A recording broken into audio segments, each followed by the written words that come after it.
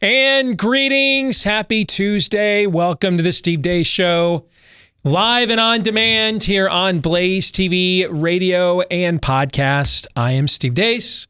Aaron McIntyre and Todd Erzin are here with me as well. If you'd like to join us today, we'd love to hear from you. Let us know what you think about what we think. Steve@stevedeace.com is how you can email the program. That's DEACE. Like us on Facebook. Follow us on Twitter at Steve Deace Show. Over on Gab, look for Steve Deace there. Same as on MeWe. Parler is almost back up. My understanding is I can get it on the website. I can't get it on the app yet. So look for Steve Deace at all of those places too. And then if you are looking for clips of the show that you can sample yourself and then share with others, go to youtube.com/Steve Deace or rumble.com/Steve Deace Show. And the last name is DEACE. If you're looking for a good book to read, if you're in a place where winter is crushing you right now, or if you're just Joe Biden, and you just like quiet nights by the fireplace in between games of Mario Kart, because ain't like you're the president or anything with anything going on or anything to do, right? But if you're looking to curl up with a good book this time of year, I see you, Texas. You're dying right now, right? My new book, A Nefarious Carol, is out right now. Get your copy. Get autographed copies if you'd like at Premier Collectibles. The link to those are both pinned at the top of my Facebook and Twitter accounts. Or just order your copy, the standard version, the ebook. You can get the audio version performed by my oldest daughter and I. She turns 20 today, in fact. Happy birthday, Anna. You can get all of that at Amazon.com. As Satan himself makes an offer to a desperate young woman to give her a chance to change the world. All right, so you're going to listen to him try to make the sale throughout the course of A Nefarious Carol.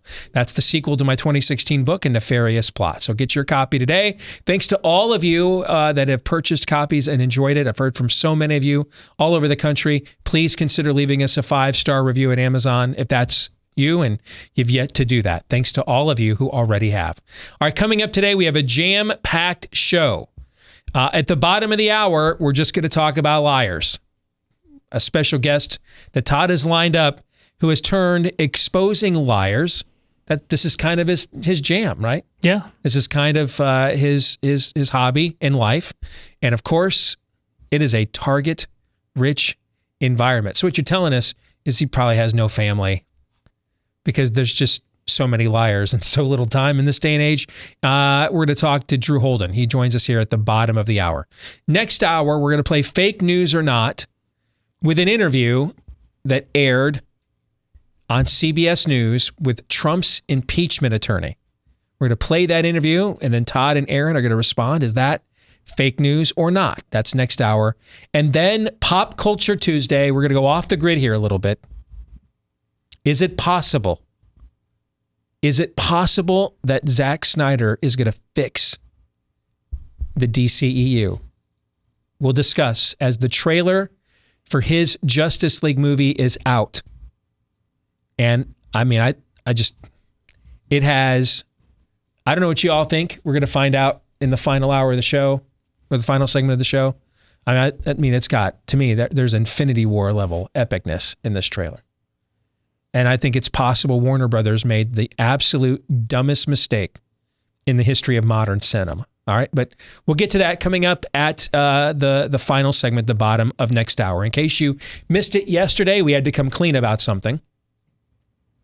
And that's why I wanted to get Todd's second opinion, because I have been unabashedly and excitedly, with an enthusiasm unknown to mankind, promoting Built Bar on this show for a few months now as the greatest protein bar ever. And then they've come out with 2 new, more, shall we say, decadent flavors. Is that a fair description, do you think? Decadent is okay? Yeah. All right. So 2 new, more decadent flavors, chocolate chip cookie dough, and the brand new one that you tried yesterday. Correct. The coconut brownie chunk, right? And both of us, even me, who admittedly, I try to be cynical and negative, but the truth is I'm living proof that H.L. Mencken was right. Behind every cynic, there's a romantic just dying to get out, okay?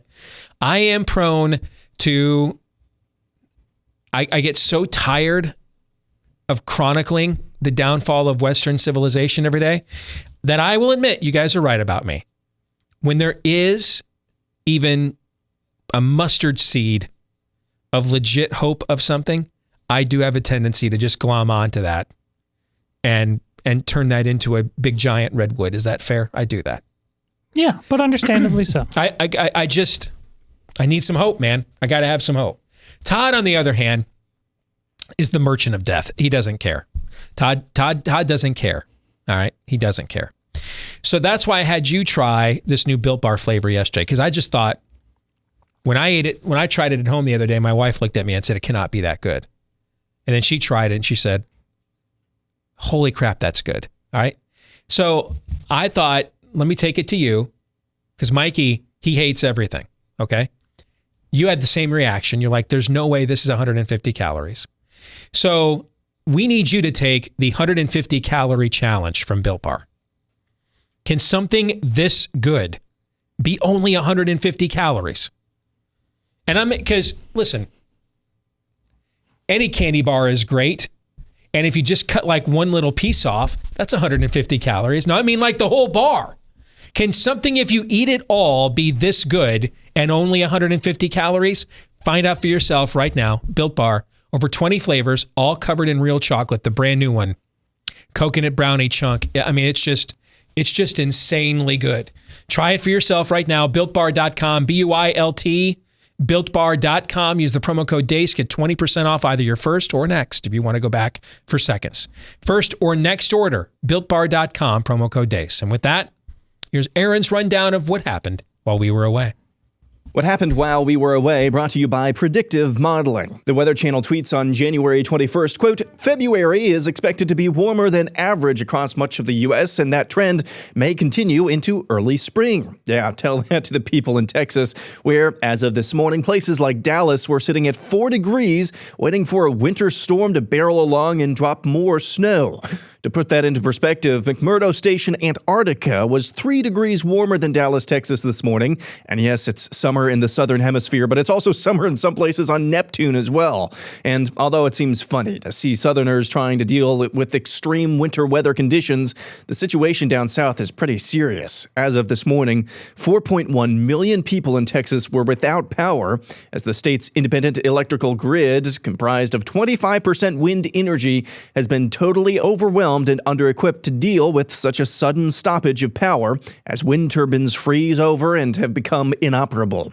Enter Bill Gates, who this past Sunday was given an unsurprisingly glowing profile on CBS's 60 Minutes to discuss his vision of a post-COVID world, specifically his new book, How to Avoid a Climate Disaster. Absolutely. The amount of change, new ideas, it's way greater than the pandemic, and it needs a level of cooperation that would be unprecedented. Because cows account for around 4% of all greenhouse gases, Gates has invested in 2 companies making plant-based meat substitutes, Impossible Foods and Beyond Meat. Are you the right messenger on this? Because you fly private planes a lot, and you're creating a lot of greenhouse gases yourself. Yeah, I'd probably have one of the highest greenhouse gas footprints of anyone on the planet. Bill Gates' advice on how to combat mistrust in science at 60minutesovertime.com. Sponsored by Pfizer. So yes, Bill Gates, funder of the infamous IHME COVID doomsday model, went on 60 Minutes just days before Texas's worst winter weather disaster in modern history to pimp his new book about global warming, which is based on predictive modeling for 100 years in the future, and he excuses his use of a private jet. Moving on, New York Governor Andrew Cuomo is doubling and tripling down on his innocence as he faces questions about whether his COVID policies killed thousands of elderly people in his state. All the deaths in the nursing homes and in the hospitals were always fully, publicly, and accurately reported. He also says this about the New York legislature's threat to rescind his emergency powers. You can't use a subpoena or the threat of an investigation to leverage a person. That's a crime. It's called abuse of process. It's called extortion. The question before was, is that the raw politics? No, it's not raw politics. That's criminal. Dr. Anthony Fauci, who said this about Governor Cuomo and New York last July. When you do it properly, you bring down those cases. We've done it. We've done it in New York. New York got hit worse than any place in the world, and they did it correctly. Has won the $1 million Dan David Foundation Award from Tel Aviv University for, quote, defending science and, quote, speaking truth to power. Meanwhile, in Florida, the outgoing emergency director of the state, a Biden supporter and Democrat named Jared Moskowitz, has a warning for Democrats peddling conspiracy theories about the state, telling Politico, quote, Democrats should not be so naive to think that they don't accidentally participate in things like this. For instance, when they forward things around that falsely claim Florida has more deaths than New York when it comes to coronavirus. That is just not supported by the data. And in fact, for all the stuff about how Florida was not being transparent, it's not Florida that's in the national news. It's New York that's in the national news. And it was New York that had a cover-up for the last 6 months and hid 50% of the nursing home deaths. We would never have gotten away with that for 15 days in Florida, let alone 6 months. In the wake of the CDC's new guidance on school reopenings, Politico runs this headline: GOP tries to weaponize pandemic-exhausted parents against Biden. In Melbourne, Australia, COVID-positive people are being transferred out of a Holiday Inn in the city with garbage bags over their heads. Now, what they're doing is they're taking the bags out first. Then this resident left with a garbage bag over their head. Only saw them fleetingly for a couple of seconds or so. They went onto the Sky Bus by themselves, and then that bus was driven away with a driver in full PPE. Destination, the Pullman Hotel, which will be their new health hotel. And now a couple of upsetting stories from within Christian circles in recent days. One of the most popular and successful authors and speakers in Christendom over the last 3+ decades, Max Lucado, is apologizing for a past sermon of his on homosexuality after critics slammed his recent speaking appearance at the National Cathedral. Quote, in 2004, I preached a sermon on the topic of same-sex marriage. I now see that in my sermon, I was disrespectful. It was hurtful. I wounded people in ways that were devastating. I should have done better. It grieves me that my words have hurt or been used to hurt the LGBTQ community. I apologize to you, and I ask forgiveness of Christ. Lucado has sold more than 120 million books around the globe. And then there's this. The final report on alleged sexual misconduct from Ravi Zacharias International Ministries was released just days ago after a months-long investigation into allegations that the late Christian apologist had engaged in an inappropriate relationship with a Canadian woman, and then further allegations from numerous other women as well. The International Board of Directors of RZIM released a lengthy statement saying, quote, we believe not only the women who made their allegations public, but also additional women who had not previously made public allegations against Ravi, but whose identities and stories were uncovered during the investigation. Tragically, witnesses described encounters including sexting, unwanted touching, spiritual abuse, and rape. We are devastated by what the investigation has shown and are filled with sorrow for the women who were hurt by this terrible abuse, end quote. The report itself, conducted by the law firm Miller & Martin, details Zacharias' involvement with day spas in Georgia, frequent attempts, some successful, at sexual assault on massage therapists, spiritual manipulation in order to gain sexual favors from massage therapists, using ministry funds to financially support massage therapists, solitary travel to Southeast Asian destinations such as Bangkok, where he claimed he was working on his new books, and numerous digital communication relationships with multiple women, often involving the exchange of nude photographs. A damning report that mars the personal legacy of Ravi Zacharias. So today's montage, and really every day's montage, is how things are going, but here's how it ends. The armies of heaven were following him, riding on white horses and dressed in fine linen, white and clean. Coming out of his mouth is a sharp sword with which to strike down the nations. He will rule them with an iron scepter. He treads on the winepress of the fury of the wrath of God Almighty. On his robe and on his thigh he has this name written, King of Kings and Lord of Lords. And that's what happened while we were away. Aaron's montage brought to you by Fundrise. In 2021, a truly diversified portfolio needs more than the traditional mix of stocks, bonds, and mutual funds. It needs private real estate. Studies have shown that portfolios with an allocation to private real estate generally delivered a better risk-adjusted return with more annual income and lower volatility over the past 2 decades, thanks to its track record of consistent performance. through multiple years and market cycles. And with Fundrise, the level of powerful diversification, that level is now available to you. It's a team of real estate professionals. They carefully vet and actively manage all of the real estate projects. And with their easy-to-use website, you can track your portfolio's performance and watch as properties across the country are acquired, improved, and operated via dynamic asset updates. All right, so whether you're looking to add stable cash flow via dividends or prefer long-term growth through appreciation, Fundrise makes investing in private real estate as easy as investing in stocks and bonds. See for yourself how 130,000 investors have built a better portfolio with private real estate via Fundrise. Takes just a few minutes to get started. Go to Fundrise, Fundrise, Fundrise.com/Deace today. That's Fundrise.com/Deace. Again, Fundrise.com/Deace. In the overtime today, interesting poll out of Florida, brought to our attention by our show friend, Chris Pandolfo, a colleague here at The Blaze. And so he's going to join us in the overtime in order to discuss it. That's coming your way later today. If you're a Blaze TV subscriber, after we finish today's program, we will stick around and record that for you and then upload it to the website so you can watch it on demand later at blazetv.com/Deace. That's DEACE. If you're not yet a Blaze TV subscriber, though, and would like to become one, that's where you can go today to get a discounted subscription so you don't miss today's overtime and what it has to say about potentially 2024, Todd's favorite topic, at blazetv.com/Deace. Again, that's blazetv.com/Deace. So let's get to the montage. I want to start at the back because several of you have sent me notes asking my thoughts on this Ravi Zacharias story. And old friend of mine, Dr. Michael Brown, has a phenomenal article up about this. And I've got it posted on, I think, all my social media accounts now.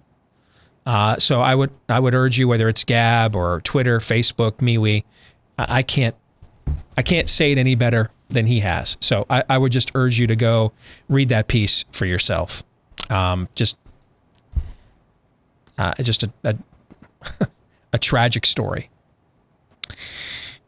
Max Lucado is an all too typical story.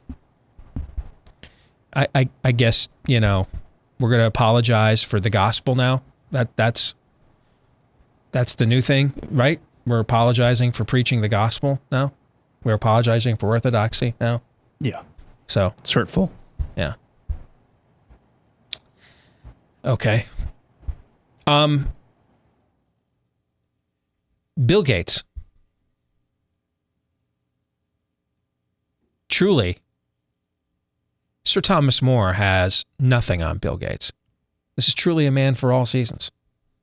I mean, computer programmer, entrepreneur. We found out last year, medical doctor, virologist, epidemiologist. Now, dude, he sucked ball sweat at all of those. Okay. But now we're going to add climatologist. Truly, gentlemen, how can one man be so adept at so many difficult and intellectual pursuits? I mean, what a true giant of this age. Your thoughts? Well, it seems, and this is just, I don't know, this is just a general observation. There's no necessarily science behind it. It seems, though, that when you get to a point, the names Michael Bloomberg come to mind. It seems that when you get to the point where you can afford multiple private jets, that somehow increases your abilities. You just become this Renaissance man that's able to speak with glowing authority on numerous issues. I don't know if you have recognized this as well, but that's the only hypothesis that I can come up with. Well, there's a multitude of factors there. Even though he did, with a wink and a nod, ask him about his own proclivity for carbon footprints from flying jets, you have a press that likes to slurp him. And probably even more importantly in this case, you have a horde of people who keep him filthy rich, unquestionably so, by buying every single update of his product and worship it on a level that people who threw children into volcanoes could only hope for. So there's that.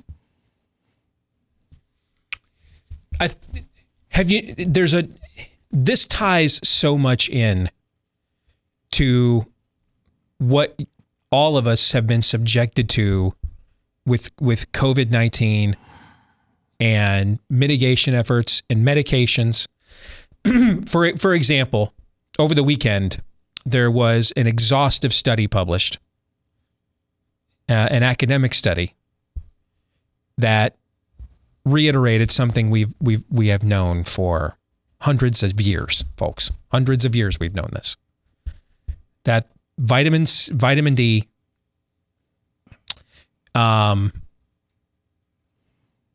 as a supplement to exposure to the sun, especially during these kinds of months, is a very effective prophylactic mitigation against COVID-19. Do you know why it's a very effective prophylactic and mitigation to COVID-19? Because it's a very effective prophylactic and mitigation to pretty much any respiratory virus. That's it. That's it. That's something we've known forever, actually. We knew that. So, yeah, I mean, people who put their mail on the back of a horse for the Pony Express knew that. They knew that, actually. They knew that part. People who didn't yet know what the mail was,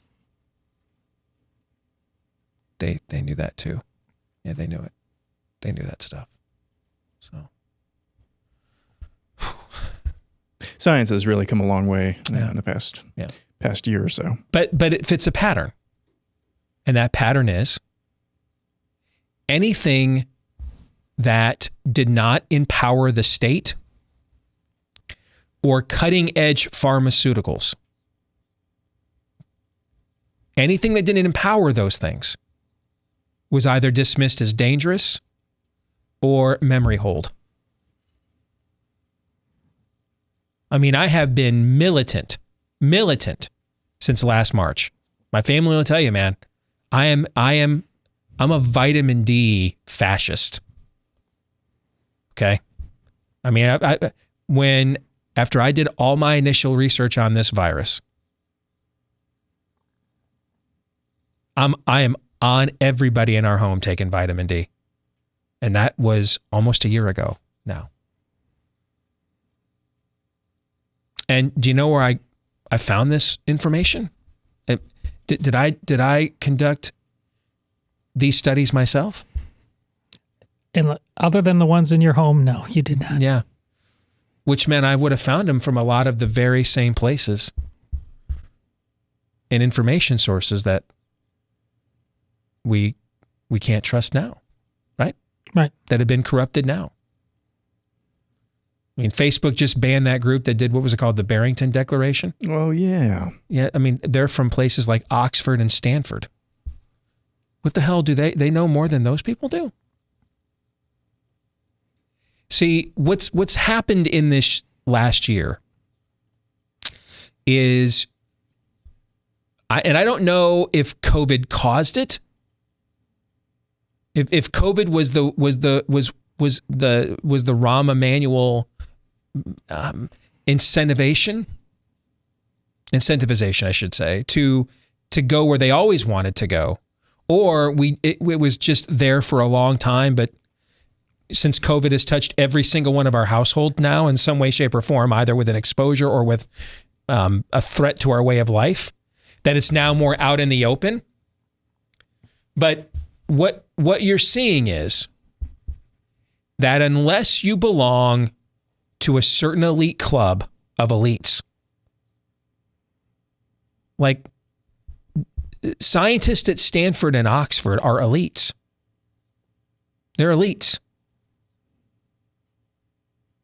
Stanford is a top 5 medical school in the United States. Oxford's the #1 rated university on this planet. And if you're like Todd and don't believe it's possible for there to be life on other planets, Oxford is the #1 rated university in the entire cosmos then, according to Todd. Fair? Sure. Okay. That's pretty elite. Would that be elite? Yeah. Yeah. Raise your hand if you worked for the Steve Deace Show and you could have gotten admitted to Oxford or Stanford. Thank you. So those are elite places, right? But it's not even, it would be bad enough if we had a society that was essentially warring groups of technocrats all clamoring that their better way was the best way. I mean, that would be plutocratic enough. That would be bad enough. But at least in that scenario, you could play the various factions off against each other, right? Sure. And somewhere in there would be some form of a market force with that competition. We'd get to some recognized common truth, common knowledge, because there'd be a competitive incentive there. We don't even have that. What's happened, and I don't know if COVID made it happen or it had already occurred and COVID just exposed it to all of us. But essentially, you have to belong to, for lack of a better description, a cabal of elite, the right clique or cabal of elites. It's not even being an elite's not good enough. Being an elite's not good enough. I can't remember what was the name of the French scientist who until March 15th of last year. Didier Riault. Yeah, thank you. Was considered the #1 immunologist or whatever in the world, right? And everybody applauded his February research on hydroxychloroquine as an effective prophylactic against COVID-19 until the president of the United States that day, at the time, Donald Trump, cited his research. And now suddenly, I mean, we might as well scarlet letter him. He's like disappeared. So it's not even that we've just surrendered our way of life to these people because we just presume they're just smarter, they're our betters. At least in that situation, there would be tribalism amongst them. Some form of competition amongst them that we could then down here in the cheap seats play off of. It's not even that. I mean, I hate to sound like it's the Illuminati here. Or what was the group that Jones used to be obsessed with and go visit? The Bilderberg group? Oh, the Bilderberg. Yeah, and he used to go visit their meetings. And I used to always think to myself, can it really be that secretive a cabal if you're just showing up at their meetings? But it's essentially the spirit of the age brought all the elites out into the playground. And the spirit of the age, that's the devil, chose the players it wanted. And if you weren't chosen, it doesn't matter how many degrees you have. It doesn't matter how many citations you have, how many published works you have. It doesn't matter. You're not in. And so what you offer is not to be shared. That's, to me, that's the worst case scenario. That it's not even that we're surrendered to elites. It's that it's only elites of one particular bent. That sets the stage for some real tyranny. So our guest today, Todd, who books the show, came to me and said, we got to get this guy on. I said, why? And he said, this guy just crushes people with their own lies. Sold. Let's do it. And he joins us now. Drew Holden is here with us on Blaze TV, radio, and podcast. It's good to meet you, Drew. Good to have you with us. Thanks for being on the program, brother. Thank you for having me. I really appreciate you having me. Give us a little bit about your background. What led you to this perilous pursuit of just exposing people with their own lies, Drew? Yeah, Steve, it's actually a relatively recent sort of thing. I think it was maybe about a year ago when Soleimani was killed. And I looked at the coverage and I was like, man, why does this seem so uniquely bad, right? Even for the way the media's covered things. Why is this one so particularly bad? Like Martha Raddatz live from Tehran and the state funeral exposing exactly, right? Her benevolence towards the death of such a gracious leader. Yes, right. So we've got live coverage, right? It's rolling through, it's following it as if it's a presidential motorcade or something. And I saw it and I was like, why does this seems so terrible? And so I went back and I found the way they talked about Don Imus's passing, and I put them side by side, and I was like, oh, this can't be real. I saw it one time for like the Washington Post, and I was like, this can't be real. This has to be a one-off phenomena. And then I went through and it was CNN and all these other outlets, and I was like, God, if they're this bad now, what have I not been paying attention to? And ever since, I've been putting things side by side as a really easy way to highlight the way that the media is comfortable talking about some things versus how they want to talk about other things. And it's unfortunately a lot more damning than I think I anticipated it would be. The thing that the stuff that you do, and there's another point to it that I don't know that we want to admit about, that makes it even worse, Drew, than we think it is, because these left media outlets and their reporters and their personalities, they are following and aware of what guys like me and you are saying. Right. I mean, go say something that crosses the line just to test your theory, and suddenly a whole bunch of people that work at these outlets that you had no idea knew who you were and would never ever call you for anything legitimate. Okay. Yep. Suddenly, like the thing that drove me the most nuts about the Trump presidency was the coziness with the butcher of Pyongyang. And I would just lose my mind on the show about it for 4 years. What was funny, though, is the one time in the 4 years that Trump was president that CNN called to invite me on its programs. Was not, hey, I thought the tax cut was cool. I prefer this immigration policy. The one time they came to me, Drew, in 4 years. Was when I was just crushing him for cozying up to North Korea, right? And so of course, that's a reminder. It's not like they're not aware that we're pointing out these blind spots or total double standards. It's not that they're lazy, Bob, to quote one of my all-time favorite films. It's that they just don't care.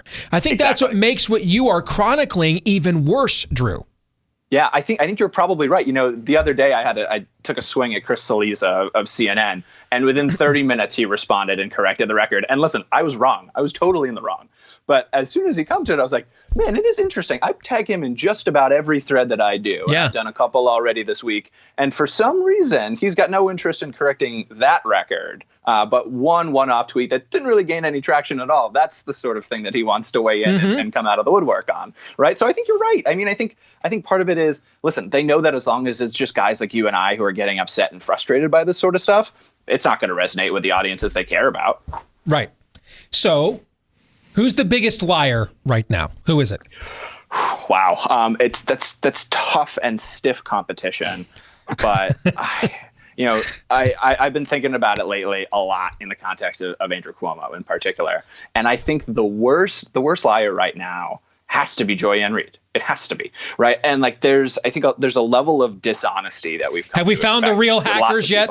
Have we found the real hackers? No. It's incredible what we cancel people for, right? Obviously she doesn't deserve canceling in the eyes of the people who are doing the canceling, but I think she's got to be the worst, right? Every time I pull up something about Cuomo or just the way we talked about the pandemic back in May, if you put her side by side, it would truly look like she was violently fighting with herself. You mentioned Cuomo. To me, we are beyond. I don't use this term lightly. We're in sociopathic territory, in my view, Drew. I think we're beyond just your typical politician. This isn't a flip-flop. This isn't I was for the war in Iraq before I was against it. This isn't read my lips, no new taxes, then let me sign the largest tax increase ever into law. This is a guy who has sociopathically and I don't know his heart, so I don't know his motivations. I don't know if he just can't come to grips with the terribleness of the decision he's made. And so he has sociopathically concocted a lie around it in order to assuage his own conscience, or if his conscience just doesn't care and he's just gaslighting us to the extreme. But this is dangerous. This is not even something to even laugh at, in my view, to joke about. This is just really dangerous stuff. Yeah, Steve, I think you're right. And I think part of it, too, is in a lot of ways, and this is what I think becomes so much more morally troubling, is he pretty much had wide avenue to make mistakes, right? I think that whether or not regardless of your politics, regardless of your feelings about the guy, the fact that his city was the epicenter of this crisis gives him more leeway and more lateral to have to screw up, right? It's more difficult for him, and I think people recognize that. And the fact that he has refused time and again to even lean into that, right, and to declare this thing consistently a major unqualified success of his administration, despite all the evidence, and then lie chronically about it, and lie to his own party, and lie to the DOJ, and lie to the Senate and the House in New York State. I think you're right. I can't understand a way to do it with any sort of fiber of morality at this rate. How old are you, Drew, if you don't mind me asking? I don't mind at all. I'm 28. I keep the beard, so I can try and lead people to believe otherwise. So you don't remember the magical mystery tour of Gary Hart when I was a kid? I don't. And Gary Hart was poised to upset Walter Mondale for the Democrat nomination for president in 1984. He was considered the more moderate Democrat. So moderate Democrats in the 80s are basically what most Republicans are today. I was about to say, yeah. Okay. Yeah. So he was the moderate Democrat, I think, from Indiana, against the more liberal, Paul Wellstone proto-version, Walter Mondale. He was poised to upset him for the Democratic nomination. And there were rumors that he had a mistress, and he vehemently denied them. And to the point that he said to the press, follow me around. If you think I'm lying, follow me around for your own good. Yep. They did. And they found him on a boat, I believe it was, with his mistress. Okay. Yeah. Now, what does that have to do? This just is what the Lincoln Project to me reminds me very much of that episode. Okay. The self-appointed self-righteousness, the level of sanctimony inherent with that. The idea that John Weaver was a lone wolf all of these years, and using his platform as a means of essentially being a predator. Yeah. And it's now, but it's not just even that. It's a house of cards. The whole thing is collapsing now. Grifting, where'd the money go? Sexual harassment. This is one of the most predictable stories of all time, right? I mean, this is the end of Animal Farm, and they looked from man to pig and pig to man and back to pig again, and they couldn't tell which was which. Yep. No, I think you're spot on. And what kills me is how could anyone have expected anything different, right? Like this is a collection of guys who haven't been successful, are under well-known financial pressure, have made mistakes and made dubious calls and decisions and who they're willing to support. Right. Don't forget, the first scandal about Weaver was that he was willing to go to bat for the Russians because he didn't have any other clients. He needed to make money somehow. And that when you've got all of these guys who are historically bad people, everyone knows they're bad people. Whatever else you may have ever thought about the Lincoln Project, the idea that Rick Wilson cares about civility or being kind to your fellow man is preposterous, right? It's ridiculous. And the idea that it was ever going to end other than in a completely imploding grift is ridiculous. How do we... I have been doing this for going on a year now, which... I want to be done with it. My show's audience has doubled in the last year because of the work we have done on COVID. And I feel almost cursed that the content that has benefited me professionally the most, I would like to stop doing. Yes, okay? Sure. I mean, this isn't like my stairway to heaven here. This is freaking a funeral march. All right. I like to stop doing it. But the level of gaslighting, See, what you are doing on some of these other issues, I've been doing this on COVID for the last year, where suddenly we just, hey, vitamin D is good. Suddenly we didn't know certain things. The many positions of Anthony Fauci, but this is now spilling over into the political realm. Where at this point, Ron DeSantis should just change the name of his state to Sweden. The amount of gaslighting that is going on about the data of that state, the attempts to essentially take New York's situation and New York's data and project it upon and transpose it upon Ron DeSantis and Florida. The Biden administration saying that they were considering essentially a one-state travel ban to Florida. This is so transparent. This is what I think it is.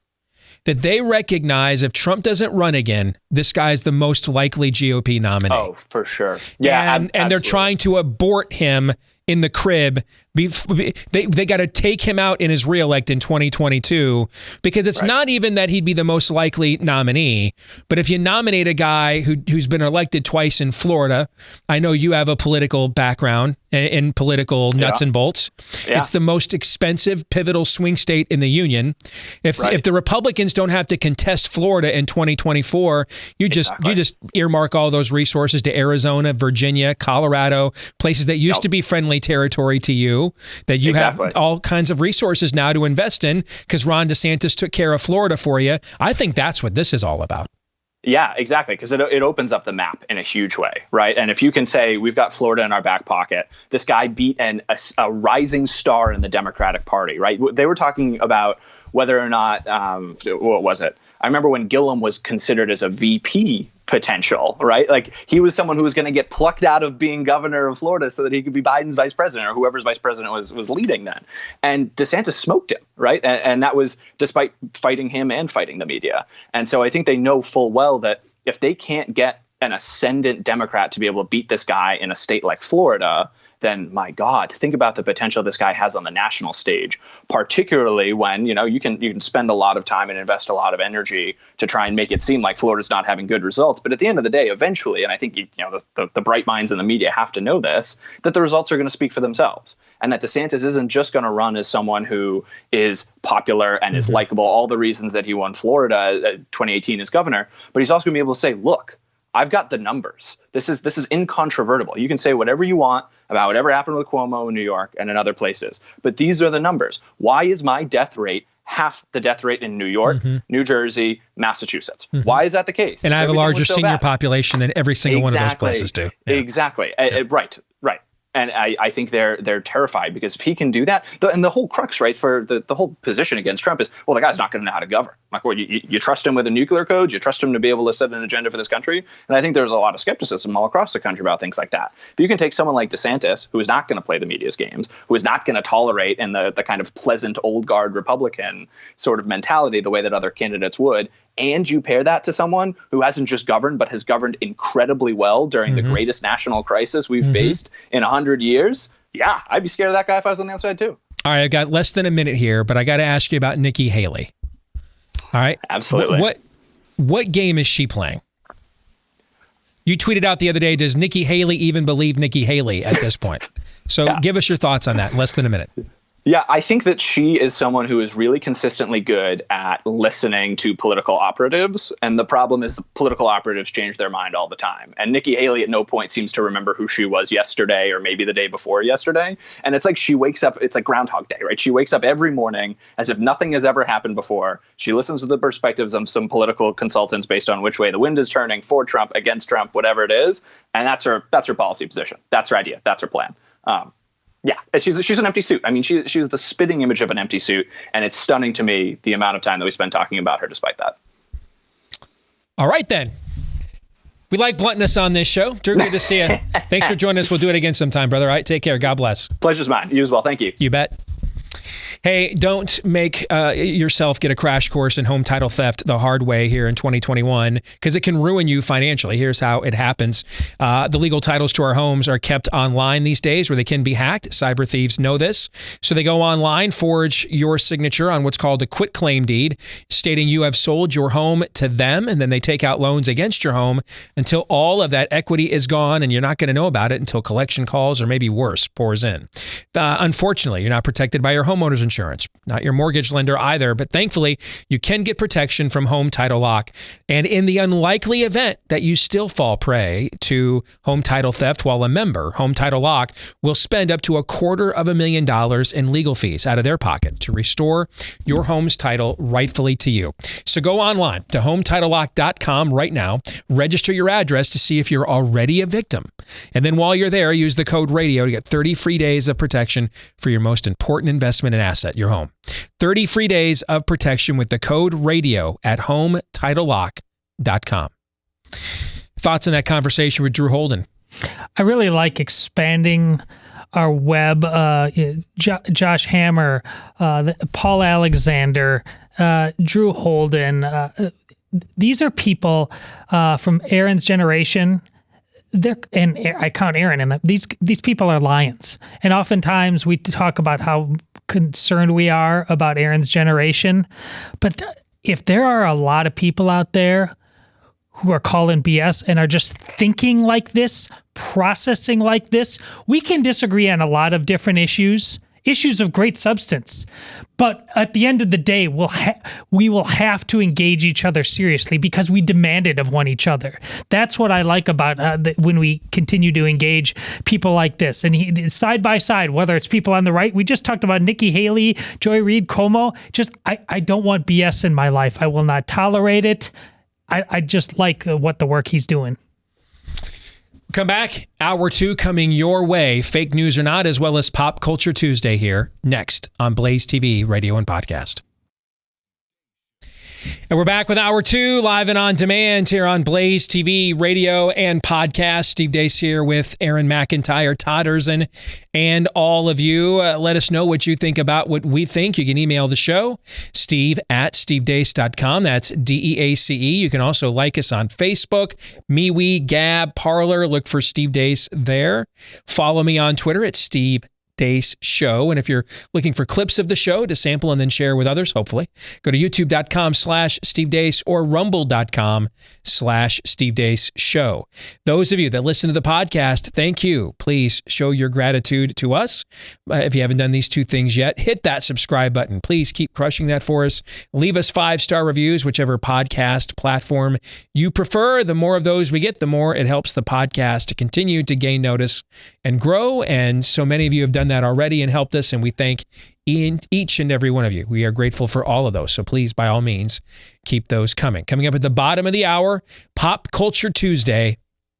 Could we be in the midst and on the brink of seeing perhaps the greatest pop culture mistake of all time? Of all time. It certainly is high on my list. All right? Could we be on the brink of seeing that corrected and fixed? Or am I doing what I do too often, which is I get a morsel, a mustard seed of hope, and I blow it out of proportion because I'm just so lacking of hope these days. I hope for your sake you get this one. Now, it's not the greatest of all time. It will stand behind Star Wars, and it must stand behind Star Wars. I know. And you know that. But I want this for you. I do. I appreciate that. I'll take that. I do. If that's what I have to settle for, then I'll take that. But before we get to all of that, it's time for Fake News or Not, brought to you by Omega XL. You know, whether it's back, knee, or shoulder pain, unless you've got an injury, and if you do, go see a doctor, but unless that's an injury, chances are the underlying cause is likely inflammation. You've got to defeat that inflammation before it can cause permanent damage. Well, how do we do so? Backed by 35 years of clinical research, Omega XL attacks the inflammation that's causing your pain. It's great stuff. It's part of my daily regimen. Why? Because pain relievers, topical rubs, they just mask the problem. They help deal with the symptoms, but they won't actually treat the problem. That's where Omega XL comes in. It neutralizes that inflammation under the surface that's causing those painful stiff joints and muscles. And if you want to give it a shot, see if you don't see the kind of results that I have using Omega XL, we can get you started with buy one, get one free when you go to omegaxl.com/Steve. Just like it sounds, omegaxl.com/Steve. Or if you're driving right now or you're just old school, call them up, 800-844-4888. That's 800-844-4888. So over the weekend, after the president's acquittal, one of his lead attorneys gave an interview to CBS News. Now, this interview has gone viral. It's everywhere now. You can't miss this interview. Okay, it's been posted in a million different places. We're gonna watch it and then respond ourselves. Is this fake news or not? Joining me now is former President Trump's attorney, Michael Van der Veen. Thank you, sir, for joining us. Let's get right into those words that we heard from Senate Minority Leader Mitch McConnell. He ended the trial with his passionate speech about President Trump's involvement in the insurrection. During it, he said that the former president is still liable for everything he did during his period in office. Are you expecting to face more charges against Mr. Trump in the near future, and do you anticipate being part of that defense? No, that's just political rhetoric, and I was hopeful that something would come out of this, that the political rhetoric would stop out of Washington, D.C., but I guess apparently it hasn't. Were you, though, surprised to hear those words coming from the leader of the Republican Party in the Senate? I'm not surprised to hear a politician say anything at all. No. Well, throughout the trial, you denied that Mr. Trump had a role in inciting the January 6th insurrection at the Capitol. You argued, first of all, that there was no insurrection, but during your closing arguments, you seemingly admitted that there was, in fact, an insurrection, using that word, saying that was not up for debate. What role did the former president play? You didn't understand the case. I used the word I'll give you the opportunity to clarify, sir. Sure. I used the word insurrection in my closing argument when quoting the charging documents. What happened at the Capitol on January 6th is absolutely horrific. But what happened at the Capitol during this trial was not too far away from that. The prosecutors in this case doctored evidence. They did not investigate this case, and when they had to come to the court of the Senate to put their case on, because they hadn't done any investigation, they doctored evidence. It was absolutely shocking. I think when we discovered it and we were able to expose it and put it out, I think it turned a lot of senators. The American people should not be putting up with this. They need to look at who these House managers were, and look to see whether these are the folks they want representing them. It was shocking to me. Wouldn't have believed it. Let's follow up with a point that you're making right now about the House managers, as you say, doctoring evidence, and the argument. They didn't deny it. For our viewers, they didn't deny it. I put it in front of them 3 times. To be clear for our viewers, what you're talking about now is a check mark that's a verification on Twitter that did not exist on that particular tweet, a 2020 that should have actually read 2021, and the selective editing, you say, of the tapes. Is that the doctored evidence of what you're speaking? Wait, that's not enough for you? That's not enough for you? Wait. No, sir, no. I'm not a juror in this trial. What I'm trying to be clear for our viewers is what you're referring to, because not everybody has been following. It's not okay. Not everybody, to doctor sir, a little bit of evidence. Respectfully. I have not said it is okay. Ma'am, your question is I want to be clear for our viewers. Listen, what has to happen is I want to be clear for our viewers about what exactly you're saying when you say doctored evidence. The media has to start telling the the right story in this country. The media is trying to divide this country. You are bloodthirsty for ratings, and as such, you're asking questions now that are already set up with a fact pattern. I can't believe you would ask me a question indicating that it's all right just to doctor a little bit of evidence. There's more stuff that we uncovered that they doctored, to be frank with you, and perhaps that will come out one day. But we won this case, and I'm not a sore loser, but what happened, or a sore winner, I should say, but what should happen is somebody should look at the conduct of these House managers. It's unconscionable, aside from all of the due process violations that my client had. And the media should be looking at a square, straight way. The straight way. When I watch the news, I watch one station and it's raining. I watch another station at the same time and it's sunny. Your coverage is so slanted, it's got to stop. You guys have to stop and start reporting more like PBS does rather than a TV news show that doesn't have any journalistic integrity at all. What I'm telling you is that they doctored evidence. And I believe your question says, well, it's only a Twitter check and changing a year of a date here. They switched the date of a Twitter a year to try to connect it to this case. That's not a small thing, ma'am. The other thing they did is they put a check mark on something to make it look like it was a validated account when it wasn't. And when they were caught, they didn't say anything about it. They didn't even try to come up with an excuse about it. And that's not the way our prosecutors or our government officials should be conducting themselves. And the media shouldn't be letting them get away with it either. I'm tired of the biased media on both sides, left and right. What this country wants, what this country needs, is this country to come together, to take the left and the right and find a middle ground and start responsibly being our public officials, our elected officials. And one of the reasons why they do it is because of the media, because the media wants to tell their narrative rather than just telling it like it is. And frankly, I'm tired of it. I'm not a media, I'm not in front of your cameras all the time, but what I've been subjected to this last week. I understand, and I've given you the opportunity. You don't want to hear the truth, yeah. Okay. I've given you the opportunity. I will remind you that what I said was that for our viewers who have not been following all of the hours of this trial, to be clear about what you are speaking about. And I understand I'm speaking that about the House manager's failure to prove their case. That's what I'm telling you. They weren't able to prove their case. You have won the acquittal of your client. Yes, and if you'd like to continue to talk about this conversation, we can have that discussion. I don't need to. But for me to ask a question, a slanted question that was set up to say it's okay for them to cheat. That was your question. Isn't it okay for them to cheat? I didn't say that. It's just a little bit. You said, to be fair, it was only a check on the Twitter. That's what you said.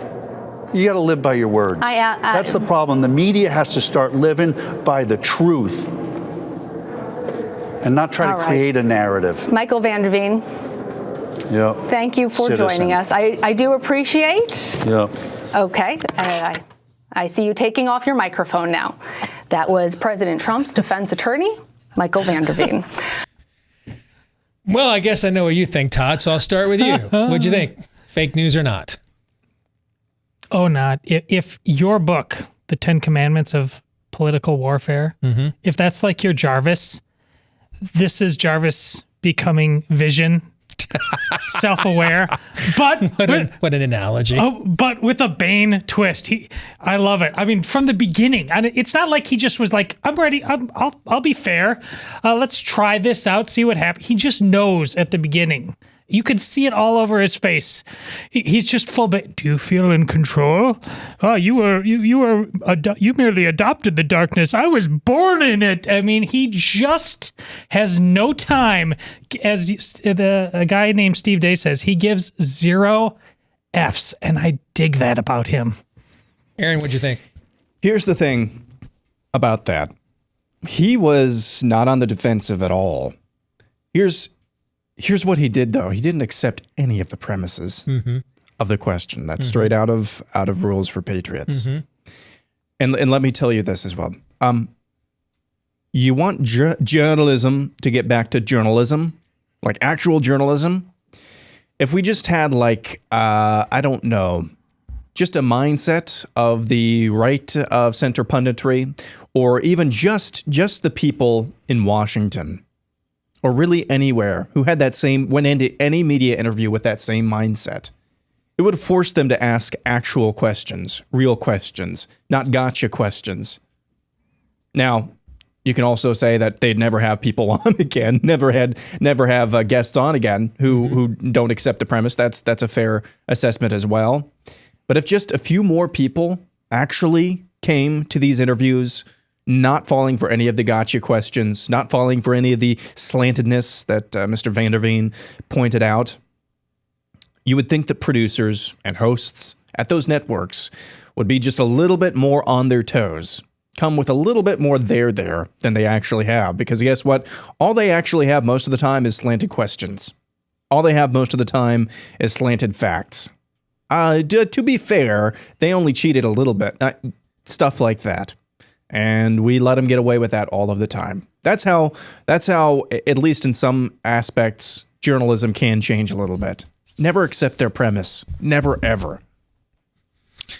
Was it just me? Did you get the sense that there was at least one, if not a couple of moments in that exchange where somebody's in her ear trying to tell her what to say in response to what he's doing? Well, that wasn't Jake Tapper or Anderson Cooper, who are just totally all in on the cult. Which is why I think he probably, again, I didn't know this guy's name until I saw this clip, because like most of America, I did not watch a nanosecond of this impeachment.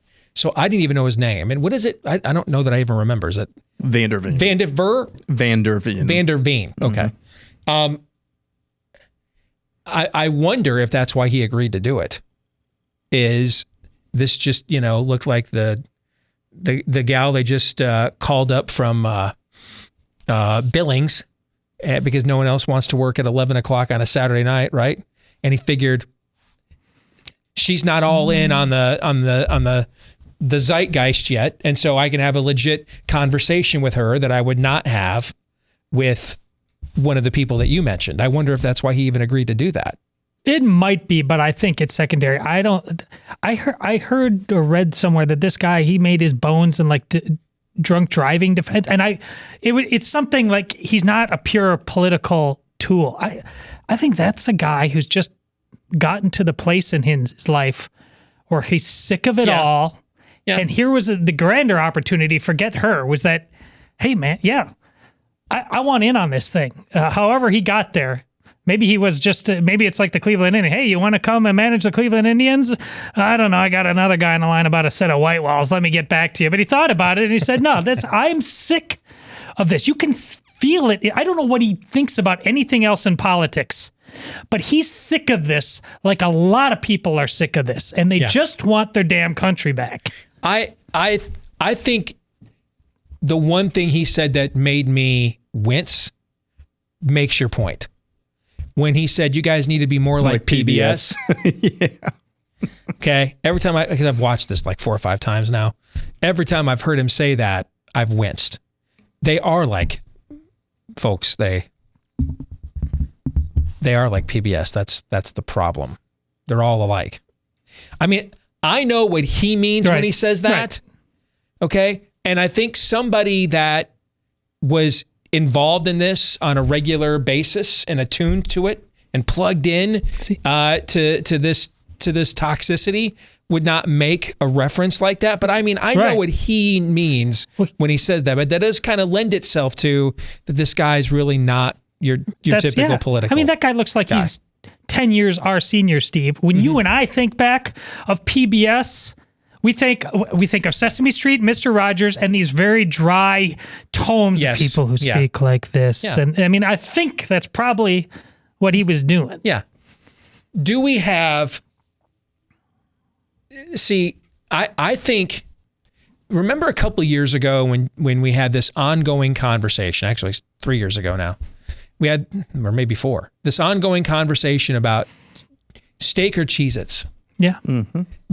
Which is, does our audience want the low-lying fruit? Do they just want, the quick Esau, fill me up, hook up in Vendo land? Or do they just consume it because that's all we on the producer side offer them? That if we offered them, dude, a marbled Parmesan crusted ribeye, all right, perfectly cooked, hot on a plate, sizzling right there in front of their face, would they just, hey, that's great, but where are the Cheez-Its? Or would they be like, hey, I've been waiting for this, right? Along those lines, when he says, I turn on one channel, it's raining. I turn on another channel, it's sunny. I'm just so tired of the bias, left, right, I don't care. What's the actual news? What's the truth? Is there a market for that? And because I got to tell you, our audience, from what I've seen in my inbox, is very divided about putting Paul Alexander on the roundtable. It's very divided about it. It's 50-50. For everyone that loves the idea of putting someone with the different opinions of things, but is a critical thinker on, I get his opinions anywhere else. That's disappointing. Okay.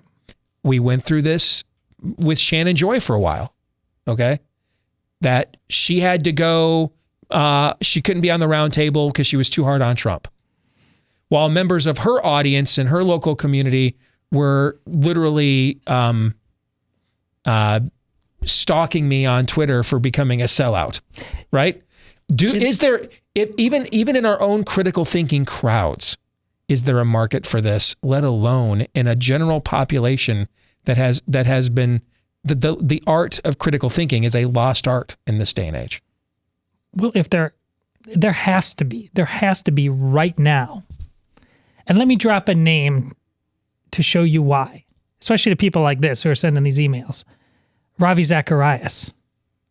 That guy was appointment listening for me whenever I was in a car and I'm scrolling through the dials, and one of them in the last 15 years, appointment listening. A guy who I just was so deeply authentic, the depth of his knowledge. This was not just some guy up there winging it. He had studied. Look what we now have found him out to be. There's your substance level approach to things. We're talking to guys like Paul Alexander because we want to go deeper. We want to hear from somebody on all sides who has pushed the pause button on the insanity of this day and age. And Paul Alexander has. He doesn't have to agree with us about everything. But right now we've got this gigantic problem that the lawyer diagnosed. There's no meeting on any level of reality whatsoever. When you find the people that are choosing reality over that, it's worth breaking bread with them a little bit. We have no choice. If we want to say that the truth, I promise you this, from your Christian lens, if you pick up your Bible and you read it cover to cover and you don't understand this, you need to read it cover to cover again. The truth will bring you to some strange bedfellows, brother and sister. I don't know how you don't understand that yet. And we watch his show. I'm Catholic. He's not. Yet we do this in brotherhood. You got to think a little deeper on that one. Yeah, if in this culture, I would love to have the luxury of having just complete and total echo chambers. There's a few people who weren't familiar with Josh Hammer's work and his kind of career, who have asked me, why did you have that? Why are you having that guy from Newsweek on? It's like, what? What? So that's kind of part and parcel here. And now that's a different situation. We're talking about people from different maybe worldviews or how they approach issues. As Todd said, strange bedfellows. We don't have the luxury of echo chambers If you find somebody who's not actively working to end your way of life, speak friend to them. That's basically where we're at right now. If you find somebody or some buddies who are not actively working against you to destroy your way of life, to literally enslave you in some cases, or figuratively in some cases enslave you, then you have to be willing to work with them.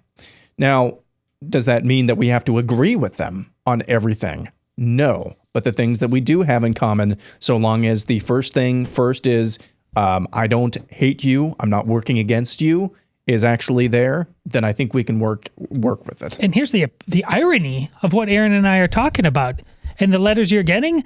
You know what the maximum epitome of that is? Their willingness to vote for a guy like Donald Trump. My goodness. That guy is not the embodiment of what we thought this thing called Christian conservatism was building for. It was more like Ted Cruz. And there we are. And over the last 4 years, the three of us in different ways making our peace with the guy. This isn't complicated. We need to do way better on accepting the truth in whatever form it comes and not relying on the wrapping paper so much. And that attorney right there, I don't know, like I said, I don't know what else he does for a living, what he thinks for a living, but he said, the wrapping paper sucks. I want the truth. I do wonder how many Americans really want the truth. I believe it's WGN is getting ready or is about to or just has launched a news channel. Yeah. So that's the old WGN from when we were kids, right? Listen to Harry Carey, watch Harry Carey do the White Sox and the Cubs games, right? Yeah. Okay. There were two cable channels everybody in America had when we were growing up: the Superstation WTBS and WGN, right, in Chicago. So they're gonna change that now to an all news channel, and they're claiming that it's just going to be down the line, down the middle, the news. You believe that? What would that even look like? Isn't it going on? I mean, I think has it already launched? I'll look it up. I think so. I'll look it up. But what are your thoughts on that? Yeah, The channel's called the News Nation channel. Yeah, I think that's on right now. I would like to know how they determine the facts, because that's hard enough on our job on this show because of where they come from. Here's what I think. I don't think you can go back, at least initially, and just reset like Papa Conkite and just start doing that because of the world we live in and that we've made. I think you actually, maybe you can get back to that, but I actually think you have to kind of go with the Drew Holden approach. I think in how you tell the news, you have to show how everything else out there, by comparing the way he does, I think that's how you tell the news, by shattering the narratives that this guy is talking about. I don't think you can pretend those don't exist, because they're dominating on both sides. You've got to slay them in real time. Both of them, all of them. Because one of the things that Christian education went through a metamorphosis, and that includes the Christian school my son goes to now, under its previous superintendent. He noticed that they were guilty of the same thing. Where we were in Christian education, they were importing Christian teachers, but they were all taught how to be teachers with the pagan status methodology. And so they were bringing it with them into the Christian schools, but just taking out the Darwin references in exchange for Bible verses. But the problem is, since that methodology is designed to discourage critical thinking, right, and contrarian thinking, so that you can become a nice, pliable little product ward of the state, when our kids took worldview tests, they were failing miserably. Okay, they knew more Bible verses than the pagans, So you had a nice Catholic school problem, did you? But they were failing miserably when it came to applying those to logic, reason, policy, morality, etc. All right, and so there was a big evolution within Christian education to get back to what we now call a classical education that encourages things like critical thinking, analysis, things of that nature. I wonder, and I was just looking at their website of what their headlines and stuff are as you guys were talking.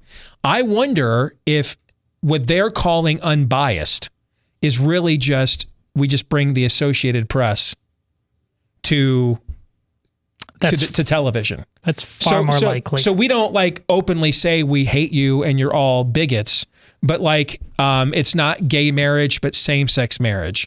We're not talking about, you're not pro-life, you're anti-abortion groups. And so it's all the framing that you already get of the argument from AP, which then infests the rest of the media body politic. If you just get that, but this is just like they've just ripped and read off a wire service, and a really handsome guy and a really pretty woman just reads this to you for your consumption. Yeah. That's what we're calling unbiased these days. That's almost certainly the case, and it has no chance of changing anything. It's something I'd like to get back to in some way, shape, or form, but you just can't reset that simple. There's no Thanos snap to that. Would you view that as a step in the right direction? No. So you would not view it as an incremental step of incrementally it's a potential positive. destination, but it's not a step to getting there. I mean what I said. It has to involve Drew Holden just taking scalps. Essentially, it would just be if Amy Klobuchar had a television show instead of Rachel Maddow. Yeah, you're turning. That's my impression of what it will likely be. You're just turning down the volume a little bit. Yeah, it's less toxic, it's less personal, it's less in your face, but the exact same it's agenda. Still poison. Just presented in a more austere, neutrally less malignant setting. Yes. Yeah. All right, we'll come back. Are we about to correct what I believe is the greatest pop culture sin of all time? We will get into that in a moment. Stay tuned.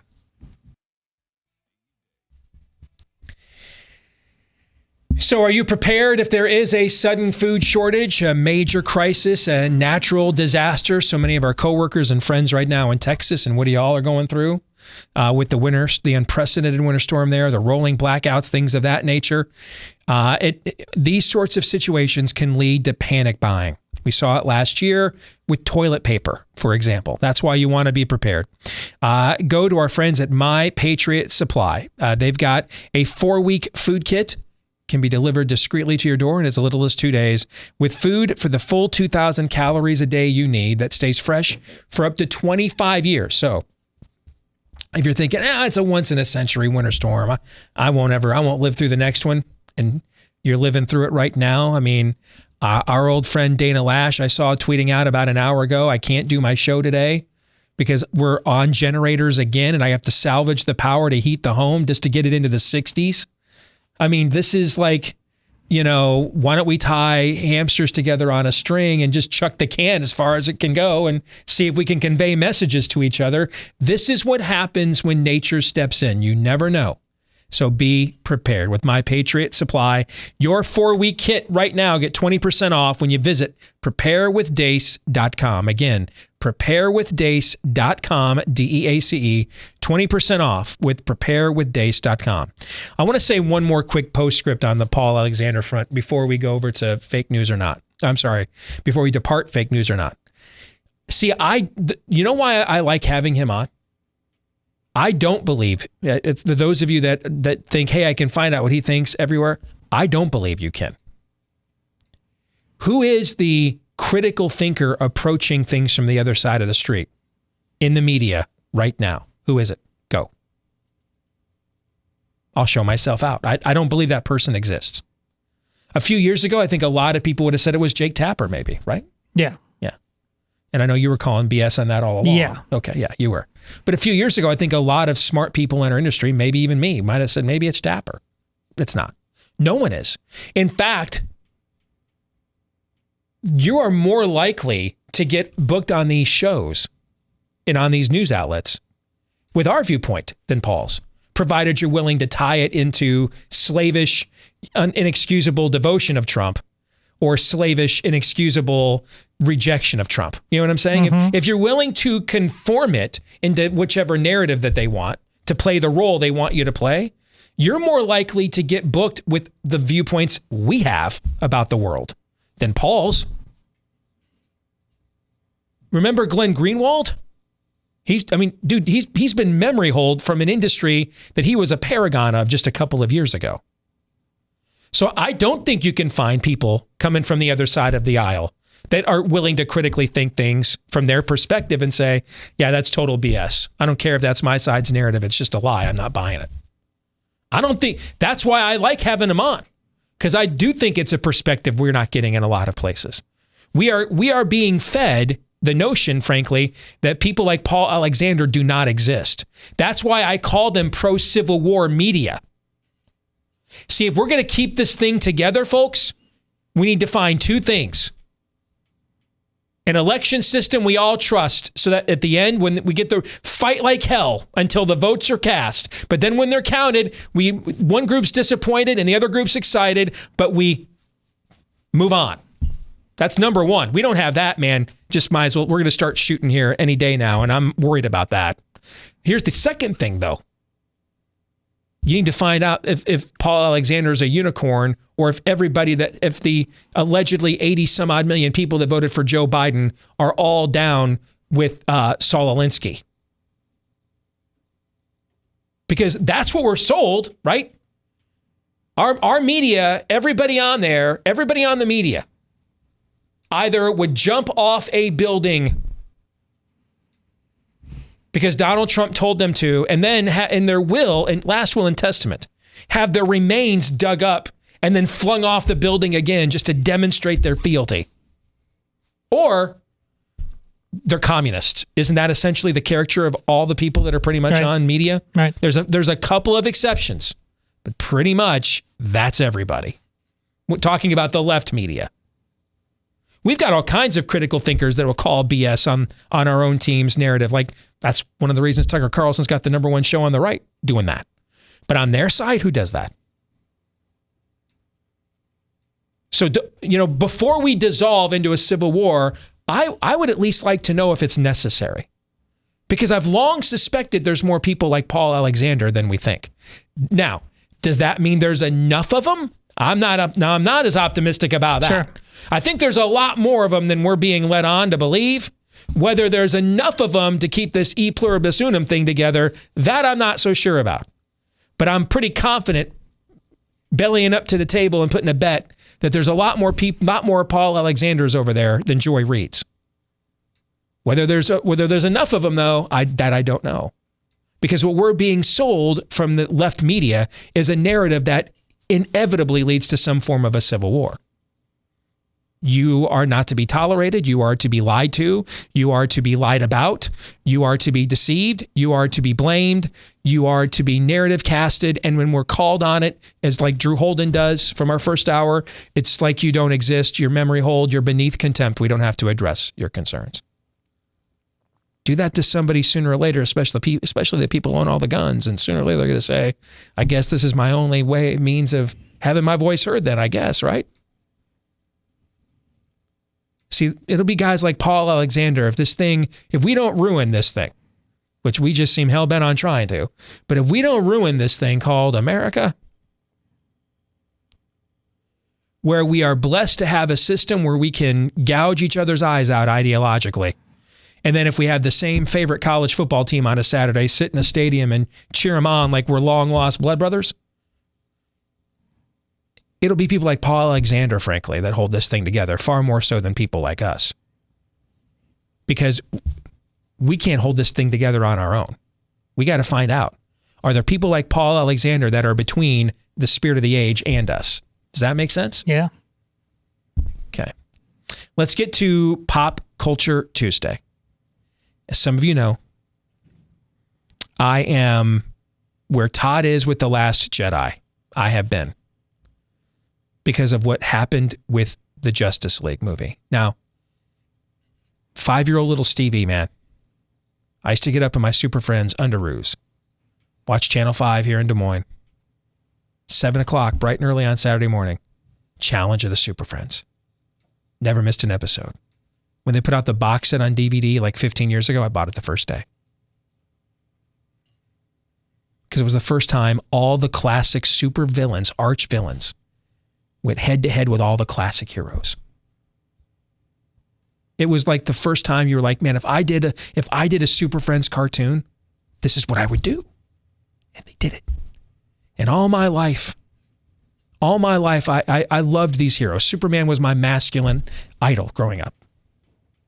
I learned how to read via DC Comics and watching Spider-Man on the Electric Company when I was 3-4 years old.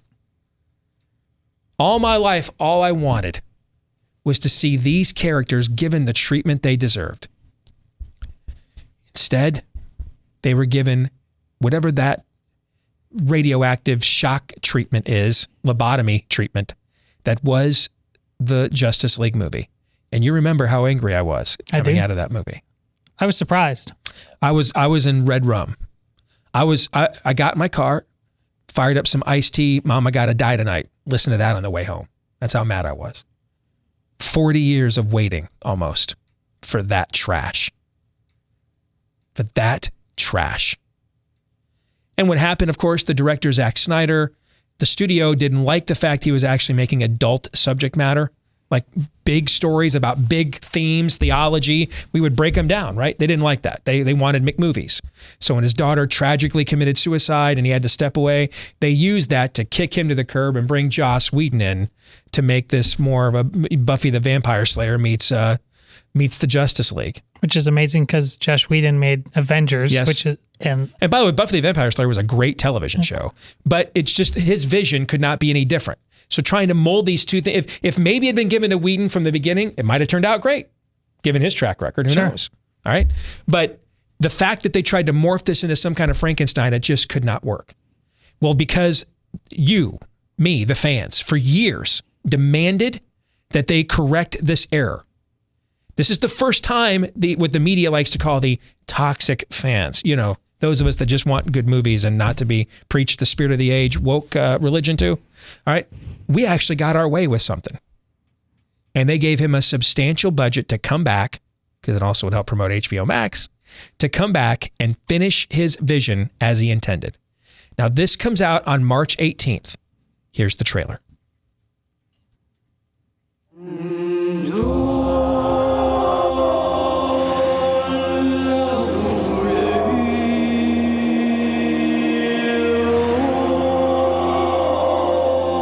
The bell's been rung.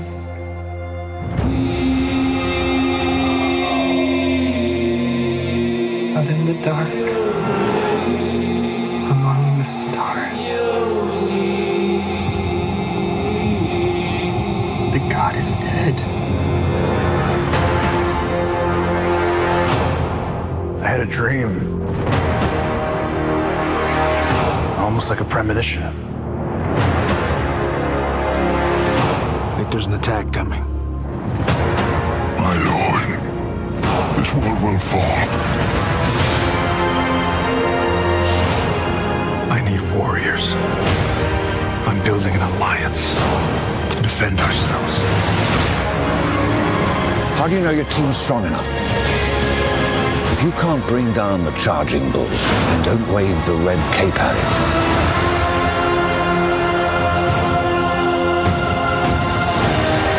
you were sent here for a reason. And even if it takes you the rest of your life, find out what that reason is.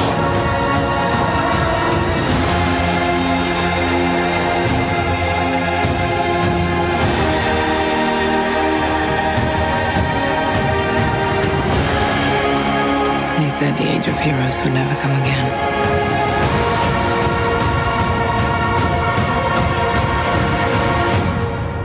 It will. It has to.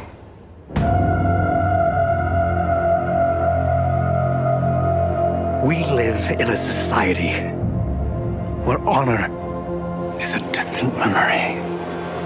Isn't that right? Batman. Now, I have no idea if this is going to be good, okay? But in terms of the quality and craftsmanship of the filmmaking, the scale, the score, that makes the Justice League movie look like the JV League. So the question on the table for you gentlemen here in about a minute. Do you think it's possible, arguably the greatest pop culture mistake of all time, is about to be fixed? You think about that while I tell the audience about realestateagentsitrust.com. Do not go into an uncertain real estate market without an agent that you can trust, especially in these unprecedented times. Bing. Thanks, we got it in. Because, hey, it's not like when you go to your local realtor. For us here in Iowa, it's Iowa Realty. Maybe it's, Berkshire Hathaway where you live, or Century 21 or one of those other big national companies. They don't just tell you who their wretched agents are. They don't just tell you that information up front. And you'll find out often the hard way. That's happened to Glenn Beck and his friends. That's why they started this company called realestateagentsitrust.com. So the same fate would not happen to you. And these are agents whose track record of success has been vetted and proven all over the country. Otherwise, they would not get listed for you. So before you go in, where do you go? Well, the name kind of says it all. realestateagentsitrust.com. That's where you need to go to find the agent that knows they work for you at realestateagentsitrust.com. Aaron, what do you think? It is possible. Now, I never saw the original Justice League. You're a better man for it. I think I was going to, but hearing how badly disappointed you were by it, I just figured probably not a good use of my time. Now, if it's going to be, the 3-4 hours, whatever it is, I certainly hope that it's up to snuff, because I'm not going to invest that much time and then come away disappointed. Or at least I'll say that I won't and then come away disappointed. I don't really have much of a frame for reference. I kind of enjoyed Batman versus Superman, but I really believe that was really the final DC movie that they made that I've actually watched. So I hope it's good. DC deserves, at least those characters deserve to have some justice done to them, and I hope this is indicative of that. Batman versus Superman, the extended cut where Snyder put all the stuff back in, Warner made him take out so that the movie wouldn't be too long for theaters. That is not a good movie. That is a great movie. A great movie. Todd. Listen, I think it can be good enough to provide you some measure of peace, but no. I like the way you just said that. I can now die. Yes, some contentment, yes. And I think they know that. Listen, would this be happening if it wasn't for COVID and the lockdowns? I mean, the movie theaters and what they trying to piece back together. I'm not sure this would even be happening. I could be wrong. You might know particulars, right. and I get why they'd be doing it. The fan reaction is why it's happening. Because if that market wasn't pre-existent, they wouldn't be doing this no matter what was going on. But could the factors that you alluded to be what caused them to say, okay, this one time we'll listen to the fans when we take pride in not doing so? Exactly. Sure, I agree with that. So can it and should it be better? Yes, but again, the Avengers are the standard now. They're always chasing that ghost. I don't know. This is going to be a miracle of filmmaking if they manage to somehow make you forget what they screwed up the first time. And again, I didn't think it was a great movie, but I couldn't see all the problems, and I don't have the connection to it that you did. I just hope they do enough to make people, the majority of people like you, say, okay, thanks. At least you tried this time, or something like that. Guys, I'm telling you, 2021 is off to a good start. We're watching so many frauds and liars just implode right in our midst in real time. Okay? 2021, it's already better than 2020. I'm very optimistic. I cannot freaking wait. College football this weekend, Steve. For real. That too. I know. March 18th, by the way, when that comes out, Justice League, opening day of the NCAA tournament as well. That'll do it for today's show. John 3:17.